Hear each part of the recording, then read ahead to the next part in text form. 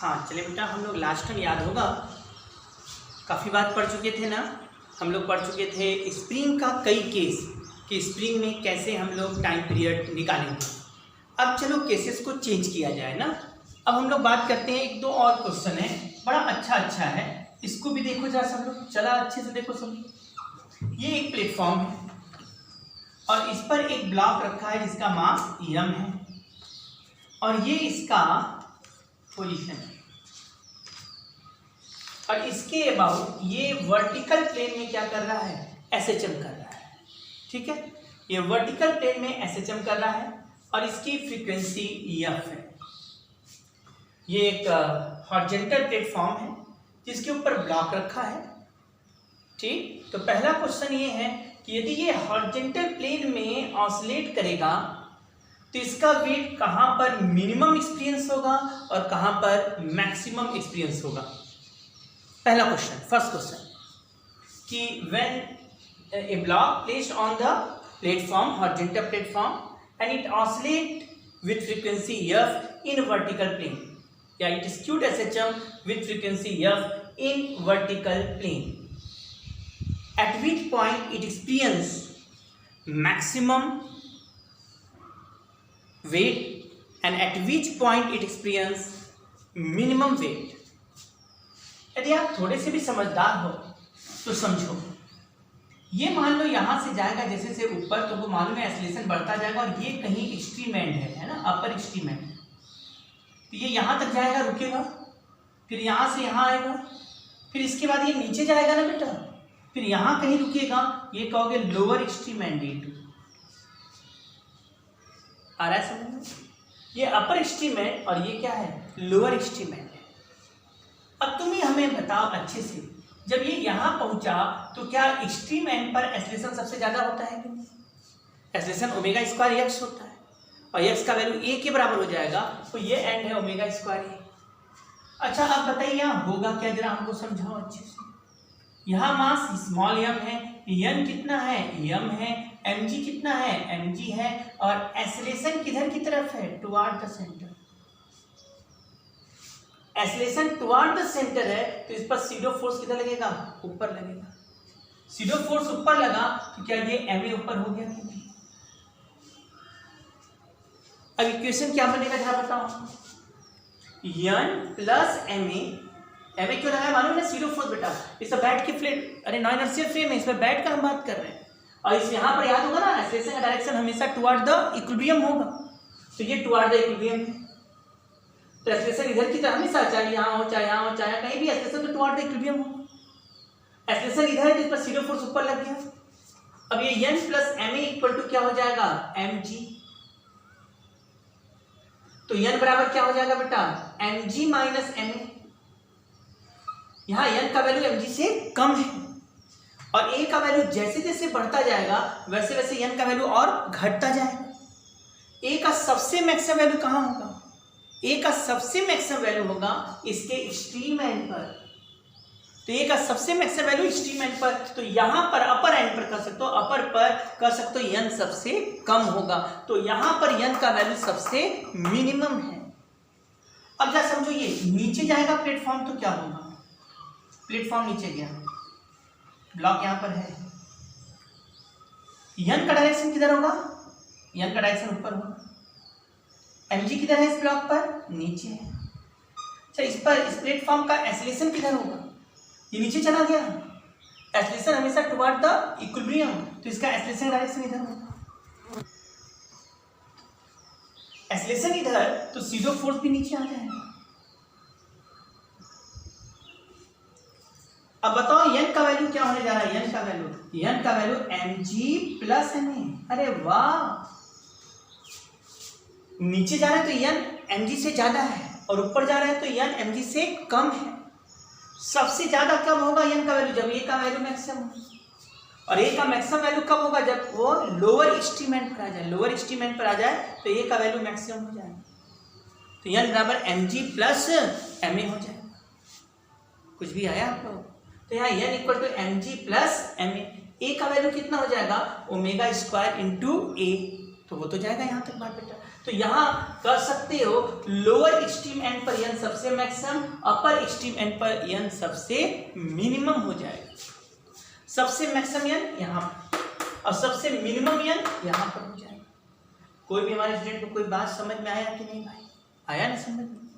तो एक बात तो क्लियर हो गया, सबसे मैक्सिमम n और सबसे मिनिमम n, यहाँ पर सबसे मिनिमम और यहाँ सबसे मैक्सिमम। इसमें एक बात पूछता है कि बताओ क्या ऐसे एम्पलीट्यूड हो, फ्रीक्वेंसी दे देगा या फिर आप एंगुलर फ्रीक्वेंसी ओमेगा दे देगा और देगा, पूछेगा क्या कि क्या एम्पलीट्यूड हो कि यह ब्लॉक कभी भी छोड़े ना, है ना?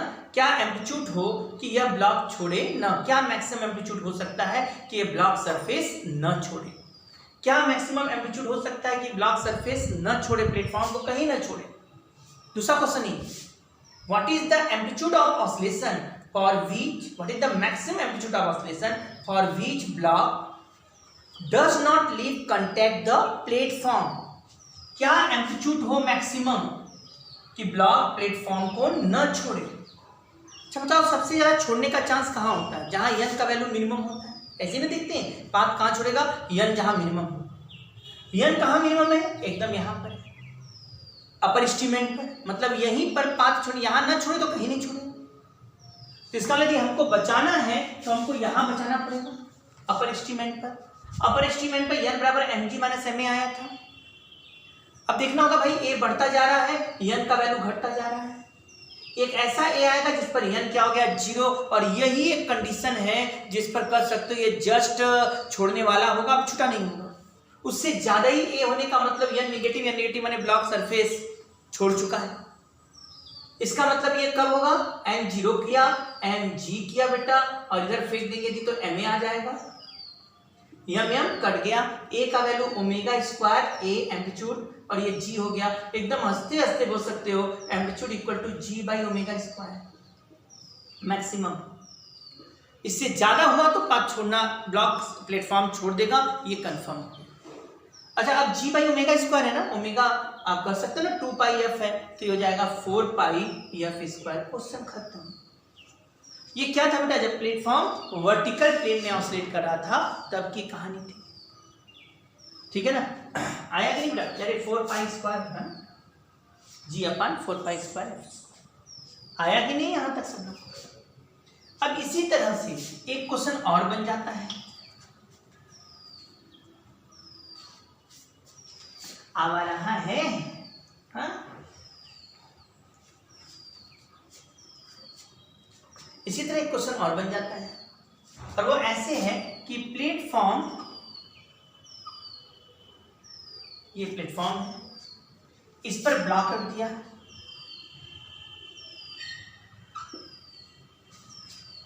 और ये प्लेटफॉर्म ऑसिलेट कर रहा है हॉरिजॉन्टल लाइन में। ये प्लेटफॉर्म ऑसिलेट कर रहा है हॉरिजॉन्टल लाइन में। ब्लॉक और प्लेटफॉर्म के बीच का फ्रिक्शन कोएफिशिएंट म्यू है। ब्लॉक और प्लेटफॉर्म के बीच का फ्रिक्शन कोएफिशिएंट म्यू है, और ये प्लेटफॉर्म हॉरिजॉन्टल प्लेन में ऑसिलेट कर रहा है। क्या मैक्सिमम एम्पलीट्यूड हो कि ब्लॉक कभी स्लिप न करे? अब ये हॉरिजॉन्टल प्लेन में ऑसिलेट कर रहा है बेटा, तो अब ऐसे कैसे? क्या हॉरिजॉन्टल? ऐसे हॉरिजॉन्टल है। अब पूछा है कि ओमेगा है, एंगुलर फ्रीक्वेंसी ओमेगा है, या फ्रीक्वेंसी एफ दे सकता है। ये ऑसिलेट कर रहा है या एसएचएम कर रहा है हॉरिजॉन्टल लाइन में, एंगुलर फ्रीक्वेंसी ओमेगा से, फ्रिक्शन कोएफिशिएंट म्यू है। एम्पलीट्यूड का मैक्सिमम वैल्यू क्या हो कि ब्लॉक स्लिप न करे? बड़े आराम से भी तुम सोच सकते हो। इसको करना है, ये इधर जा रहा है ना, तो तुम्हें पता होगा सबसे ज्यादा यहां पर आएगा, जब इस जगह एकदम एक्सट्रीम एंड पर आएगा तो यहां पर कर सकते हो एक्सेलरेशन टुवर्ड द इक्विलिब्रियम होगा। इक्विलिब्रियम इधर है तो इधर होगा एक्सेलरेशन एसएचएम में। अब इधर है तो इस पर सीडो फोर्स किधर लगेगा? इस ब्लॉक पर जरा बताओ, एक्सेलरेशन इधर है तो सीडो फोर्स इधर लगेगा।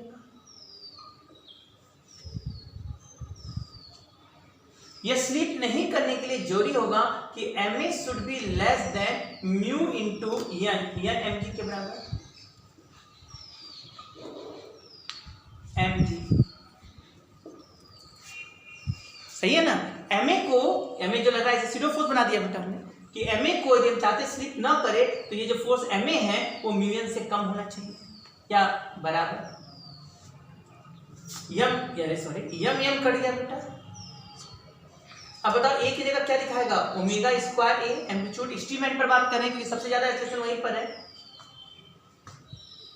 सबसे ज्यादा स्लिप करने का चांस एस्टीमेट पर ही होगा क्योंकि एक्सेशन सबसे ज्यादा एस्टीमेट पर है। Should be less than mu g तो मतलब यहां पर क्या जाएगा a should be less than mu ji by omega square, a should be less than mu ji by omega square. A का value mu ji by omega square से कम होना चाहिए या बराबर होना चाहिए। ए का वैल्यू म्यू जी अपान ओमेगा स्क्वायर से कम या कम से कम बराबर होना चाहिए। तो मैक्सिमम ए का वैल्यू क्या हो समझ में आ गया होगा सब लोग को। यदि हम चाहते हैं कि एसएचएम करे तो ए का वैल्यू इससे कम या मैक्सिमम कर सकते हो, क्या होगा ए मैक्स बोला जाए तो mu ji by omega square से ज्यादा नहीं पॉसिबल, ठीक है। तो maximum amplitude mu ji by omega square होगा। क्या यहां तक हमारे स्टूडेंटों को आ गया है? चलो ठीक है, तो ये मैक्सिमम आ गया amplitude mu ji by omega square. आइए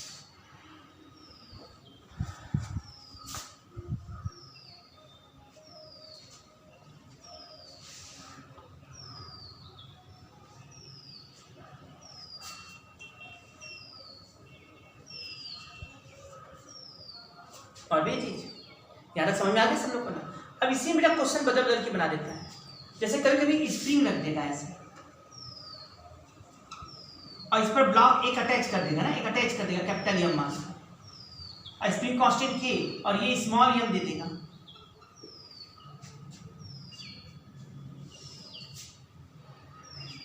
अब तुमसे कहेगा ना कि ये इक्विलिब्रियम पर है, ये इक्विलिब्रियम पर है, बताओ कितना दबाकर छोड़ा जाए कि यह ब्लॉक इसको छोड़ेगा। बात वही है, यदि इक्विलिब्रियम पर तो नेट फोर्स 0 हो गया और जहां तक दबा के छोड़ते हो क्या वही एम्पलीट्यूड होगा कि नहीं, क्योंकि दबा इक्विलिब्रियम पर रुका हुआ है, तुमने इसको दबाया और दबा के छोड़ने का मतलब यहाँ पर वेलोसिटी 0 है, छोड़ते ही ये ऊपर आ जाएगा। पहले ये यहां से यहां आएगा फिर ये ऊपर जाएगा।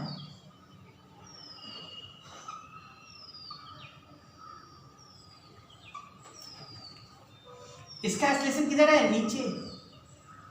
इस पर n ऊपर हो जाएगा, mg नीचे हो जाएगा, सीरो फोर्स ऊपर हो जाता है ना। एक्सेलरेशन तो हमेशा इक्विलिब्रियम की तरह रहेगा, ऊपर जाएगा तो यहां भी इस क्वेश्चन को लगाया जा सकता है। यहां भी कह सकते थे n plus small ma equal to mg।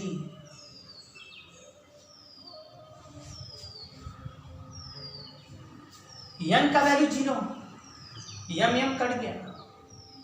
ए का वैल्यू क्या होगा omega square into amplitude equal to G. Omega क्या हो जाएगा ओमेगा हो जाएगा K by M plus small M. Omega का वैल्यू हो जाएगा के अपान एम प्लस स्मॉल एम। समझ रहे हो ना क्यों? क्योंकि जब ऑसिलेट करेगा तो उसका ओमेगा किस पर डिपेंड करता है, या सॉरी ये ओमेगा स्क्वायर है, ओमेगा स्क्वायर इक्वल टू के अपान एम प्लस एम। हो गया मेरा काम। अब यहाँ ओमेगा स्क्वायर रख दो ना, के अपान M plus small m. Amplitude कहाँ से दिया था? इक्विलिब्रियम से। तो नीचे गया मैक्सिमम या ऊपर गया मैक्सिमम, यहाँ पे छोड़ने का चांस होता है और ये जी हो जाएगा। एम्पलीट्यूड इक्वल टू क्या लिखा जाएगा M plus M G by के।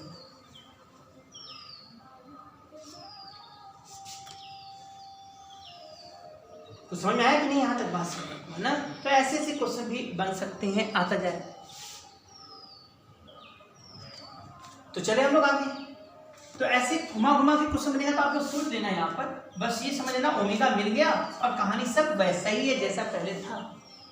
ठीक, बस किया जाए। अब अगले में हम लोग अगला केसेस को डिस्कशन करेंगे।